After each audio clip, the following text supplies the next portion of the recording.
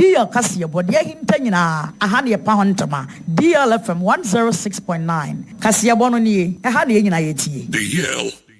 News.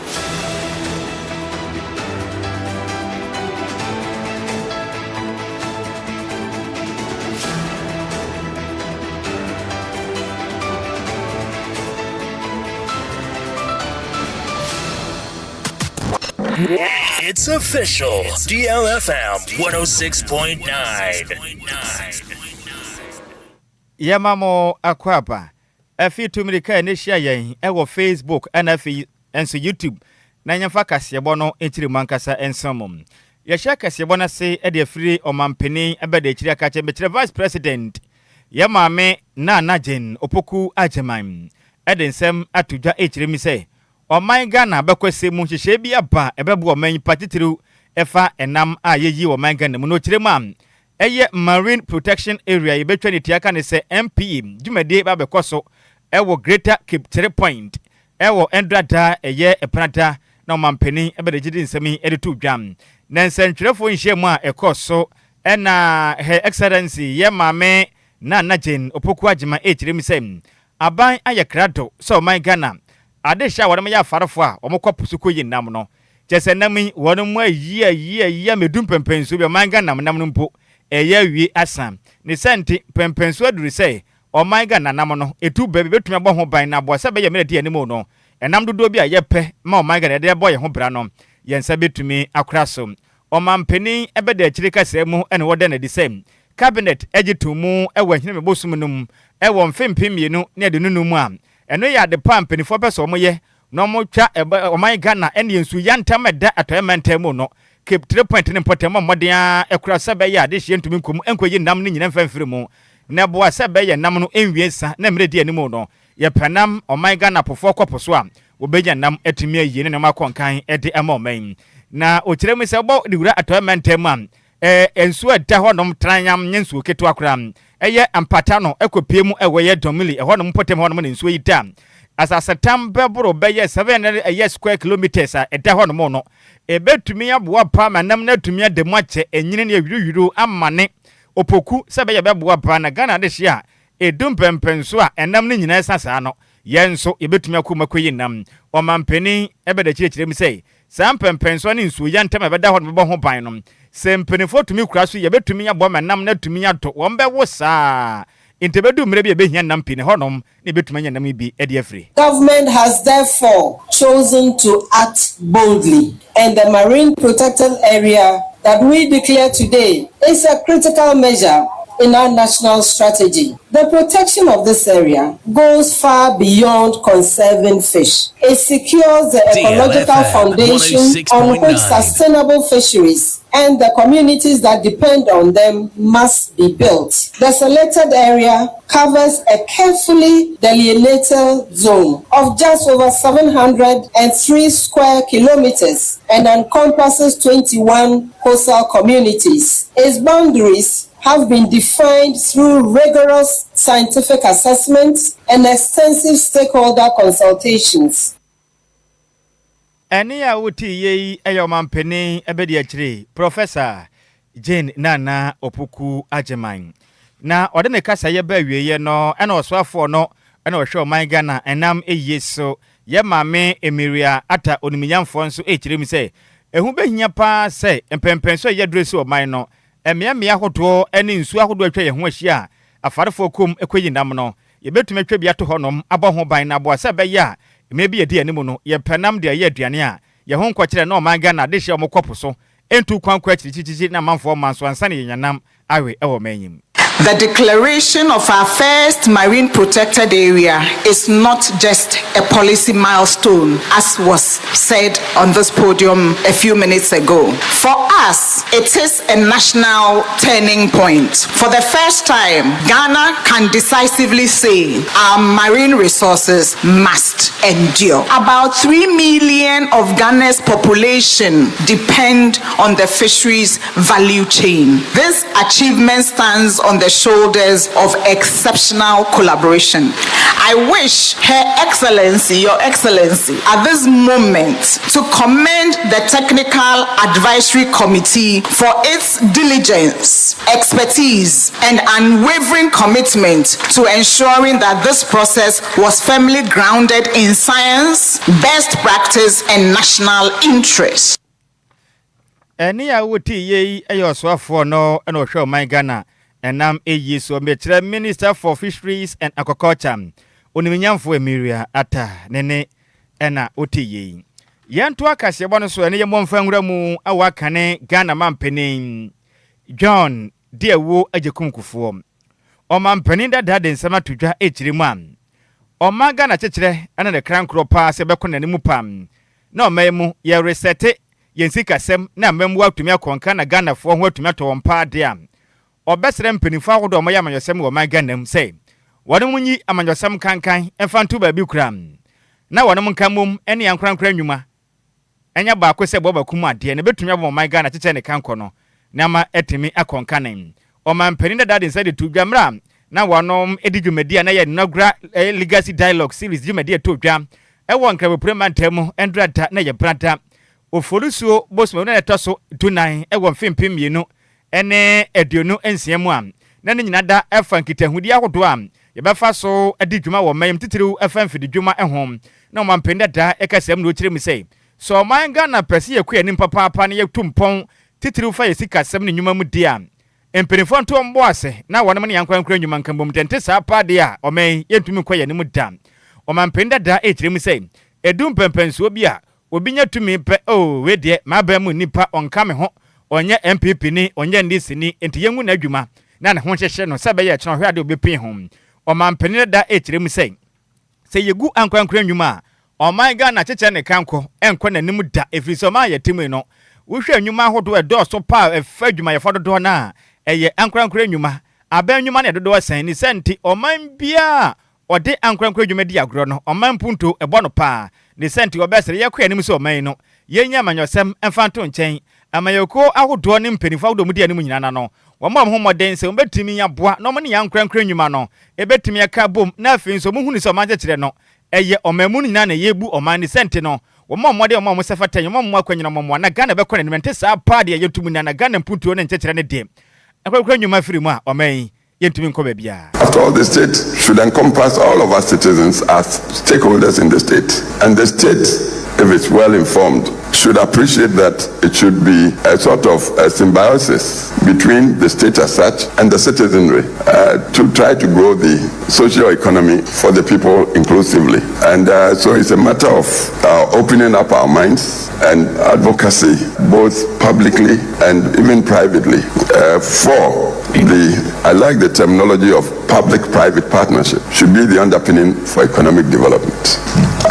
If we will do that, and it should come from our talking more and more and making sure that our politicians, our political classes, they see this cooperation as something beyond partisan politics. Do you think that can be achieved? It must be. Who wouldn't want Ghana to be far richer than it is now? Anybody who wouldn't want that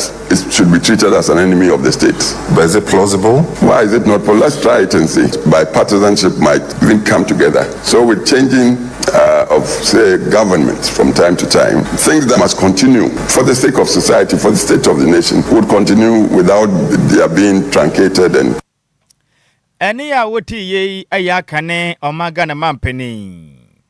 John ajakumkufo ena wote ne nken yantoa kasebɔ no so eni yemfe ani mfa nkyere mu ewe ye ho ne de ensensem na osoafo no ena ohwe oman Ghana ho ne de ensensem metro Minister for Energy and Green Transition onimnyamfo John Abdullahi Jinapo ede kokobo ede abo adwumayefo mpenifom de mensen ECG asehwe oman Ghana nyinam kanea so ano ne sei obesere wono mada edum pempenso bi binu modembo ayomonyo chese enko nka ne baako kram o kirema edu babia bibia si ne mpotem bi atumi afra ECG mpenimfo yanyinam kanea no emma bie wo sese mpode ne kafre kadwo dumso na ekoso am enti yebehia momo a o kirema edum pempenso na Ghana fo awodo amode ECG anasa amode nyinam kanea de dwuma no efre wono mope na mpanifo na deda e kire din je so mo maboye mfitadeku o mo mfi ye kram o decided to dwando adam na oni nsɛmtwerɛfo ehia ya na o mo twetwe nkɔmɔ ɛna o kire mu sɛ edu ba bia ha adwen pa sɛ bia ma yɛ timin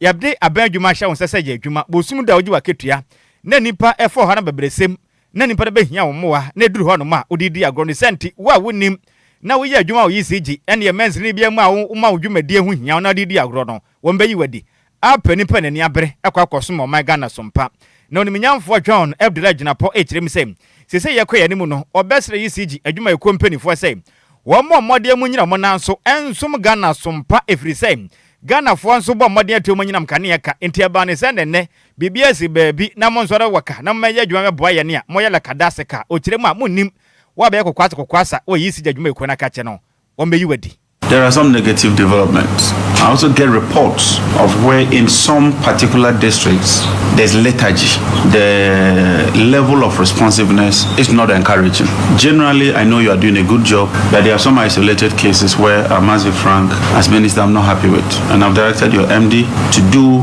some exercise there. If it needs that we should shake up, like any organization, we would have to do a shake up. But don't let us get there. You have a duty, you have your work cut out for you. Please let's do that.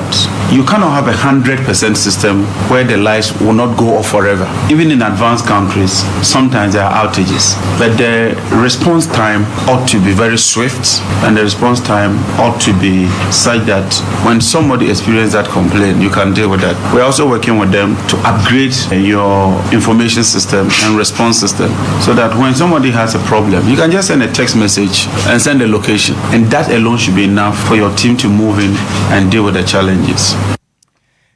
Enuachi no nimiyamfo John Abdullah Ginapo kasemo ana wochiremu a obesre o my Ghana de hia yede enyinam kane de dwuma ewe yafiafie mu ene mmea hodo sei sese amekese yisigi adwumakuo no egina mo nanso a wonom ebu adwumaden mmea ne mpotema hodo pii no wonom transformers ayededa abonkokura ne merwa de senti wonom eyensiese adwumade o mo se sandoto na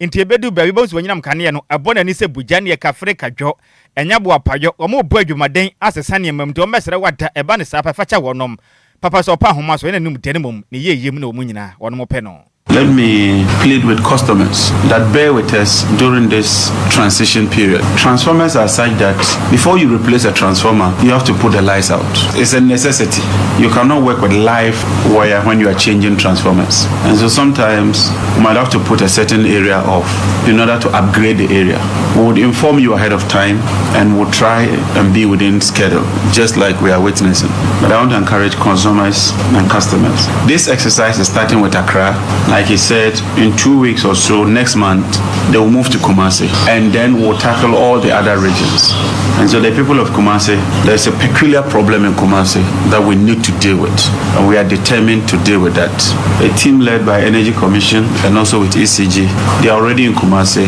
and they've done a lot of mapping out. We have a comprehensive program and we are determined to ensure that we even increase the stability of the power supply. Eni ya woti yei ayo swafo no eno hwe my Ghana ya hone ne ensem so onimnyamfo John Abdullah Ginapo na ne kwakura mo no ena kwankyerefo penin edema ECG adwumaku no ne den ade engineer Julius ekwame kpakpana ekiremu sei sese amekese ECG adwumaku no ebo no homoden na transformer no wonungwa no chese abo adwuma samfinhia pode adunumienu 22 years we osene kofitela be de samfinhia be miense chese kofitela asene kitwa bi achapapa eno no AF 50 MVA tese mo sesa no e de akọ 60 MVA visa make sa de hwom onungwa ne potem no o ma do so pande sa transformer no aya akokora ne aberewa kra eno wa chinso beteretrem akọ my Ghana mantama hodo nyina masantemantel memia pi no Mamo transformer ayen kokra ne me sese nyina bo asebe wa nyinam kane ahoden no ebetumi akon kane e de amamo. And we will put in 230 MVA, so 30-39. So we will be having a capacity here of minimum 60 MVA, but we can expand that to almost 78. It's 50. We are upgrading it to 60, but 60 that can be expanded to 78 MVA. So we are really increasing the capacity here. When we are done, the 10 MVA we're taking away, the mobile substation will take it away to a customer that has asked for 7 MVA demand. So we will be replacing that. But this is only part of a larger intervention we are doing in the network. Because we have overloading, we have low voltages, and we have frequent outages in the system. This exercise involves 6 substations, 5 here in Tama and Accra, and 1 in Kumasi. So we'll be installing 10 MVA, 10 of the transformers we are doing right now, 10 of them in Accra and 2 in Kumasi. Kumasi 1 will be done in May, but between now and the end of the month, we'll be doing the Accra ones. So, Honorable, in addition to the power transformers, which is the big one we are doing today, we'll be installing more than 2,000 distribution transformers in the network, not just here in Accra, but also in all the other regions, Kumasi, Western region, Eastern region, Central region, Volta region. More than 2,000 distribution transformers will be installed. And the goal simply is to provide more reliable power to customers, to remove the low voltage incidents we have in the network and make sure that the customers enjoy good supplies. Any awuti ye aya kwanchirefo peni etemaso ya ehwe oman Ghanaian kanea eso metre ECG ne den edi engineer Julius Ekwame Kpakpana na wote ne nkan yanto akase bo no so ne yemfe ye ne nchiremu ewo kaneshi enne potemu onkrabo premantemu na de sha wonmo kaneshi titiriu ene akwantifo adwadifo ena de sha wonom etwem eye kaneshi echirem sei sese amekesei wonom aso ayehye papapa efrisei eye foot bridge ayensam so a adehye ye fa so kaneshi wonom no empenefo echirem a akwa ye owu afidie aba besan amansan komu kontron krowi ne santi wonom antumi ansesa no anya fofora ebedu baabi omaga na de moja yade empaye tirim yade ne huriye ebeka moja egu ema omen ya bobnenti wombo moden a abeye foforo kra ne santi sei ema obiada emfati womato eye ensamsuo num na eye ensamsuo no empenifo tumu ewo eye oforiso boso me na toso mienu ewo mfempem mienu ne aduonu ensem ne nyina ne sei aye ohuhu a mekesei akwakoye owu afidim na Accra Metropolitan Assembly echirem sei sei amekesei no womode na eye bosome pode miensa ene ne mo de esi honom ede ba behwe aboa sebeye beboa pa na nsamso na ase no wonma ye foforo kra na de hye fa kaneshi nsamso no so no obi ehu atumi atone sese no womde jepade agu akwa moden ama aso ya hwe o manga na yakwan yankwantempo eso egusu badwumaden ede jesen ye zebra crossing abempote wonom honom ena omode empenifo ka biewom enim akwan so kusakusadwumadie so kire se ne wo ye hyenkane wutwam aduru honom ane ya ka kiro panie mwatwam kakra ye munyina na de hye o mutwam so entwa kwanim kakra mso nkodo mudwuma enti eguso ne magu kwan bibia etimi ekoso kama ka wano ede ma de hye wonom ewo kaneshi na de ye kase bokupiam kaneshi ne adwadifo na de hye mofa kwantempon so de kono mu kirem de se yi de in fact ehu akwantempon na da honom sa no mu kirem se wutwam a aye huhu dios edum pempen so a ahye ne bi nyina mani pentwam motwei ka yese jana moto bi dim de kabate na hwem wudi agropo abu nem ediamam ebumukrampo asa kirem se ombesre emempenimfo pempenso mo kan se omato eyensamso no bapemsam na yekesei omo hyiase mpo se omo eyensamso no enti da bende na ombehyiase ba ne sana omo nkwa edesa ne muto ombesre mpenimfo mamo na mo moto papa na nsamso na wono mu kirem a ayo wafidi ani senti omo makwa ne pemfaso no wono mesifu from fama wono adehye bi akase chimse amikase ne kwan mu twade ehu pa ne senti ombesre emperinfo mo honya ha monam o moto na omonya ntentem pa na mo mesin samso na ntesa de a wo nkwa edesanim so far hano the challenge we any o bad way omunim say obi onim say zebra crossing e wa anti oba speed na no de oba na say stop police front stop ko so timi de block out on so na highway so far omu so mu head man correct by say me ni say omhwe no me ade na de e mai because en so be cross you no kwa no na ne material say ready a oba edwuma by so far father de ba kokura anye de e meto ha nti enim de o ye what I say fine o e bibia omu ye edwuma no correct by hano challenge so ha because obu highway nim say ya zebra crossing or the see na ba this gina na e bo nso wakati no ma bla wi ahye o ma no mu na adwane no obi anya me akora na bi wa me gina ma dalation ti express bridge no he no me ma e hu pa yesra mu ma ya ma ye ya stop kai kwa stop gidigidi na ya di force e twom senti yesra ma ya ma yesra mu ba ka chambe fu ne se won ya fast won ya overhead them ma ya ne yasu ntu e de yantu ya fast so sin da obeji ho ma asana wa stop colors wo butwem overhead ne yesen se obeji o mo keke obeji ke se MC ne original minister omo ye intentem we se be on ka so ma ye be 5 years plan omo ye wi so omo ka so mo ye do omo ye intentem na e babua kwa na o ma ba be ye no ye nya zebra crossing and say traffic light and say police be down because overhead ne say bi da so e fa so aside there but e bi da so bu o wa osuro say obetwa kwa ni nti bi da so e fa so e na omo so betwa kwa nti no se mbabua ye ndi mo abebu kwan ne dia mo fa light and say zebra crossing embra ho ma no na ye hia na enu wachi no ene traffic officers ha omugina kwan no so ehwe say ahyenkafo no begina na omanga na de hia wanom epeso mutwa ekwan mu na atwamu no ebi echire mu say edum pempenso omanga na mpenimfo omukita atumi mu ne mu de omuduru ha na mope na omachira mu so akwantufo agina ha na moache adwadifo agina kwan ho achenti munyina kakara mu ntwam pe no maboye mfitenduku na mudimlika tente na hwom jaso mu mfi kura mfa baga anya swan ne senti amadwumade omudie no ahokyere pa na abai. According to your opinion, that's mayor. Here to us, share na control traffic. Until you want to the time on Mayor Bridge, no area. Challenges are facing is ABC, not Ojana, or your officer on person Bejana, or Multimoto Suna Ojana, person Bejana. Like Adriana say, share in uniform. Until that's challenges are any or more Waham, but other trot and cigarettes, no, just stop or Mujina, and a police for the Mobuaya, any omu, Jumanwa. Sesiano, Equano, and Fato Probium, Yadikana to form. Into any cars be Omufire Biano, Omunya Butre, not Omusha Kwanisumaya. If said the zebra crossing out to form. Enti, any awoti ye, ayem penimfuam. And crying, man crato, a cremeyo, ete ejinina, zebra crossing, and no, ewa Kanesia, Sabaya Bebwa. Na this year to make kwanum ba ko na agoteni nin na eno achi na no pay dear eye ni daso ho mu bia morning show dwumedia DJ Hitman etena na dwaso na oniminyamfo Michael alote eye papu eye nkabopure mantemu meyo oni di nkomo na obisa ne sei na oniminyamfo yi da benda na eye kaneshi ensamso a mo kire se eye owa fidie nti no obia mfaso bio no musi foframa ade hye firi sei amanfo ehuna manepa no nyamfo kirem se ye no kure pam na connection samso no achapapa enfin hye baburo be yaduane ntem ni dwumadia mpenifo ye to ho sei ni no edi awie dia akwa se no akwa ye owa video ni senti se o mamma ni panya sofa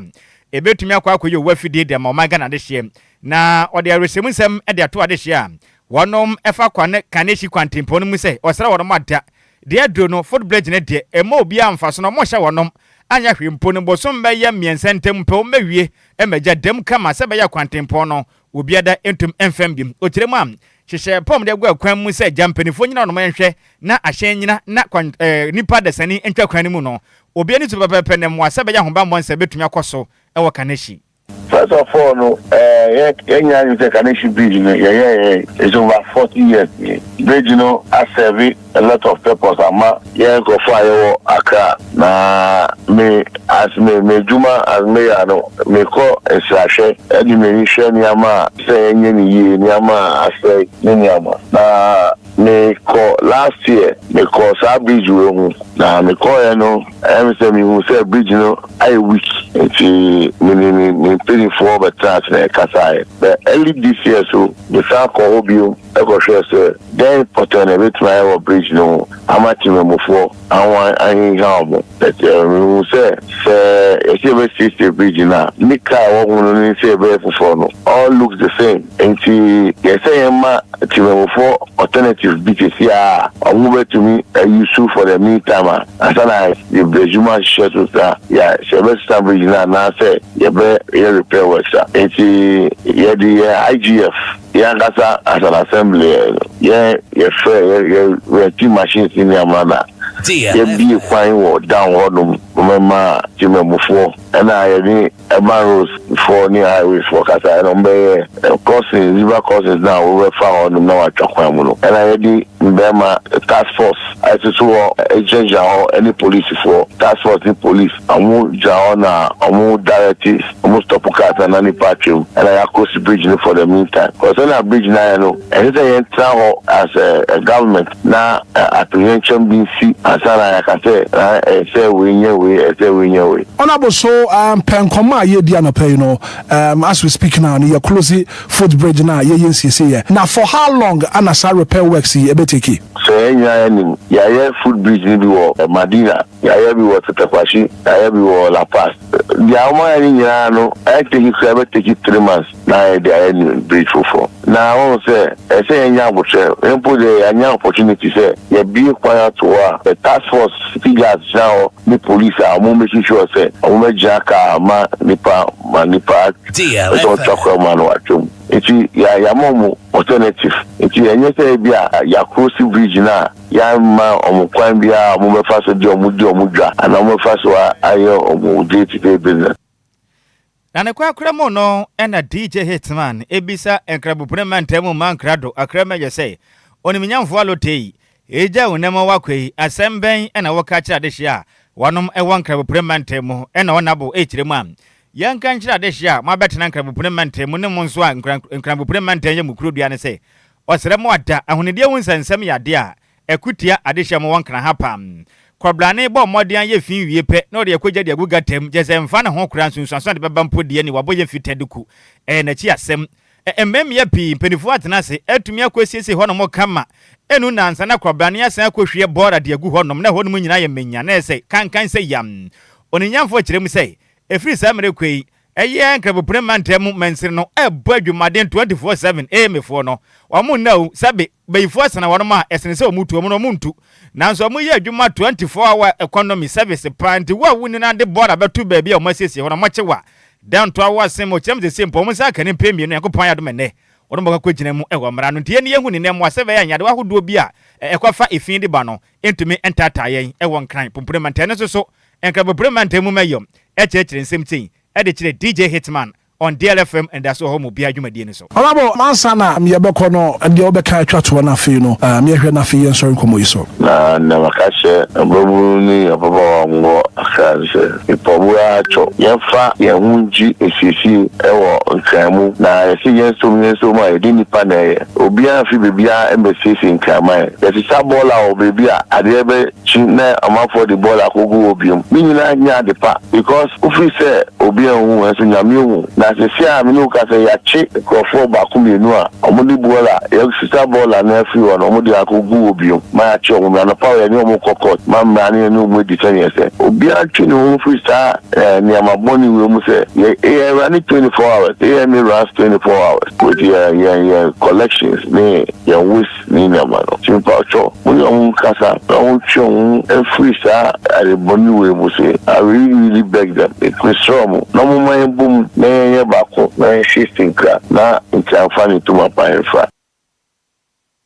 ene mo mayanya bako yen kambom na yen sesirin kran na nkrabo premantem enfa ne tuma pa enfa enfra ene ya woti ye eye mankrato ede mankrabo premantem meche Greater Accra mayor ne den do ni minyamfo Michael Kwako Alotem yenyina wesue ne yanken kama adwenkyere ne bi enfa nsomo ewo kasebo no esnam ngofa asefo no omodi abetemu pa entimi mo akire makoma fanso me viso mankan pe omutum betumi ni manya asem ewufia no munti yenko Facebook no so omodi abapa na me wofa ase odi kan ya wode pa ye Filipo kwa bereka sem otiapa na wo kire mi se kasebo ne mo de pa mo de sa anomanam na ncha kese enko enfama ne baba ono a ne doba eye frempon manso echa Felix yamishira ni pi ene na maame Auntie Mary owo eye jeniso fripo no mate na dore ya jewa je dia ba no wase first of all no owehwe ya maame berefo mommy otobroni ahofedua agudie papa bi ba ko pe no size April finest happy birthday aha nti wei eye dollar yaje waje o de free Achemwata Christian Village and we chim say April bosom ni nyina no the finest one ewom eye mame ma presra fusu otobroni papa bi yo yadase na akrokare junior telo di aba na o say ohwe live edi free akrokare nso de na asante mantemu oboase ne mpotem na wo chiremu a in fact kasebone mu de pa sa no manam akyerɛkyerɛfoɔ no moyɛ ɔyɛ kyerɛ no obɛsra pan edum pempenso mu ɔya ntempenifoɔ mu aba na akyerɛkyerɛfoɔ ahoto a wɔde mo ɔman Ghana mu a ɔmayi adwuma mfinhyia ɛkɔ bɛyɛ mfinhyia mienu ampenifoɔ ntua na mabɔ yɛ fitaduku no aban mo no homade no ntua ɔmoka ɔba no ɔba da ho hyehyɛ ne ade ɔmampani hyɛ bɔ no so ɔma no ho nya ha na wɔn sensan ne mmoa na Ghana yɛtumi fa yɛntoma pa yɛmfa emfra saa nso na Kofi Parliament ɛde aba na wɔse DLFM news deɛ unyampo ohwe live edi free agona bobikuma apa Kofi Parliament ne mo fa ase bɔkɔ deɛ chiade hye mo ho nyina mame na hona bo Frank amankwa de aba no wo so ohwe live edi free kitase hona wo hwe ye di free na wo kire ma se yekese de I think the nurses are on the street of Accra picketing. Mr. President pay them. I think say teachers ni mum nene omoto mo ho edi agu emontene eso eno se hona bo Frank amankwa edi awode baye no kaseboni yanyina we so na yemunu komu se na yem fancy na say ebekọ no empenin say aboni jajakwa yenya no kwa ene eye mama presra fosu odobroni atabra papa bi ene na gota etimomi yema happy birthday Nyankopon edo beboa wo man Ghana titiri ne yem papa nyumutu na wonya ne ba bi kura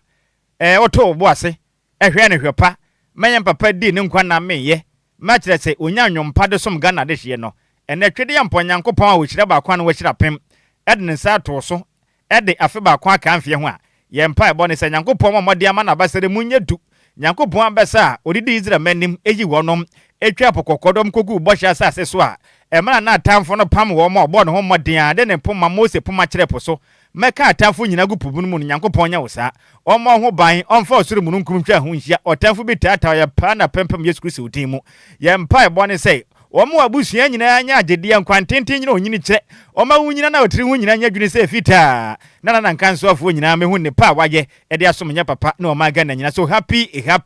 birthday en confirm ye mama president fosu atabra papa bi atankwan ya mi nhira opi no awoda no onya ne soronko kra we every news team and as a news department at the DLFM 106.9 and e dey awudai e ma DLFM adwuma ye fo nyina kofitara na afa ho ka e na o se awoda soronko we no yemfa maun kofinye no ha kasi abona musamfo ne ye Mace Mabel antwi e na esemo e de ema yen Champion Taylor and if me offer say marker say DJ you friend say me offer say if you got your friend say na ba di no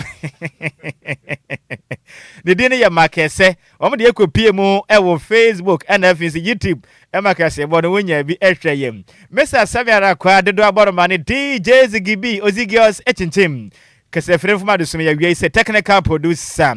DJ Omarion eboye ho ban eboa yen Emma your moral support if you hanom. Okay, in Kenya, me call contract club some of you know. Dear Major your offer or see a day of the one at Nhyiraba Kwadwo Sammy Mahute Day and the bunch of banana or Tafrija. May so me wafa sebam. Then I do a sriki a tremuhima. Radio man who feared your market just no better than him wafa se. Kwame a fum and nothing so a banner by him. Sexy, Jumadian and Yasim Kuma and a ukwada intigo vidiben and that's all.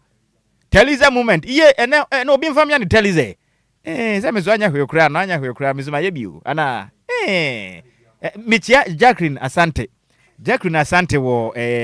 Ashaman Ashaman Christian Village awia mitia one na madam na adwumayefo ni nyina ene me wafa se Giladin ewotema one ne maame ene daddy in fact mo mfa DLFM ni agro enti kasebone de asi yemamu nyina mo enitia adehye na sell la fam casino fuji